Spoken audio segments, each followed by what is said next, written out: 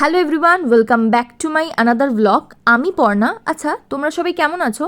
আমি তো চলছে, ভালোই আছি, চলে যাচ্ছে যেরমভাবে দিন যায়। তো যাই হোক, ছোটো কাকিমাদের ঘরে নতুন ইনস্টল হয়েছে এসি। আমাদের বাড়িতে 3খানা এসি হয়ে গেল জানো, আমাদের ঘরে, জেঠিমাদের ঘরে আর কাকিমাদের ঘরে মিলিয়ে। তো যাই হোক, তারপর বিকেলবেলা যাচ্ছিলাম আমি, সৌম্য, কুট্টু, মা আর কাকিমা মিলে কোন্নগর। তো কিছু দরকারি কাজ ছিল, আমরা ট্রেনে করে যাইনি, আমরা টোটো ভাড়া করে গেছিলাম, কারণ কাকিমার বাবার ফ্ল্যাট ওখানে কোন্নগরে। তো মানুষটা বেঁচে থাকতে হয়তো আমি আর যেতে পারলাম না, কিন্তু মানুষটা এখন আর নেই, 12ই জানুয়ারি মারা গেছেন উনি। তো ওনার ফ্ল্যাটে আমি গেলাম এতদিন পর, মানে আমি একদিনও যাইনি যবে থেকে ফ্ল্যাট কেনা হয়েছে। কাকিমারা গেছে, মায়েরা গেছে, কিন্তু আমি ফার্স্ট টাইম গেলাম। তো এত সুন্দর গোছানো একটা ফ্ল্যাট, মানে একটা পুরুষ মানুষ যে থাকে, সবাই বলে না অনেক পুরুষ মানুষ অগোছালো হয়, কিন্তু না, সত্যি এত ভালো গোছানো একটা ফ্ল্যাট। ঘর, বারান্দা, ডাইনিং, স্পেশালি রান্নাঘরটা আমার খুব ভালো লেগেছে।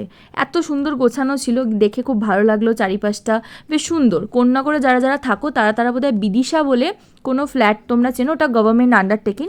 তো ওখানেই দাদু থাকতো। তো ওখানে কাকিমারা মাঝে মাঝে যেত। আর এই যেটা দাদুর ঘর ছিল, তো এখানে একটা সুন্দর মিরর ছিল, যেটা আমার খুব ভালো লেগেছিলো, আমি একটা ভিডিও করে নিলাম। এটা না ব্যালকনি থেকে বাইরের ভিউটা, যেহেতু আমরা সন্ধ্যেবেলা গিয়েছিলাম, তো বাইরের ভিউটা কিছুটা এরকম ছিল। তারপরে কুট্টু, সৌম্য এখানে এসেই শুয়ে পড়েছে। এই যে দেখছো, কুট্টু অবাক হয়ে কী যেন একটা দেখছে, আমরা বলছি কী রে, কী দেখছিস? তারপরে ওর না খুব ঘুম পেয়ে গেছিলো, তো ওকে আমরা জাগিয়ে রাখার চেষ্টা করছিলাম, মজা করে আনন্দ করে 3জন মিলে। তারপরে ওখান থেকে বেরিয়ে পড়লাম, বাড়ি এলাম। বাড়ি এসে কিছু কিনতে গেছিলাম আমি আর ভাই মিলে, খাবার দাবার। তারপরে এলাম, এসে ছোটো কাকার সাথে বেরোলাম ভাইয়ের কিছু ওষুধ, আমার কিছু দরকারি জিনিসপত্র কেনার জন্য।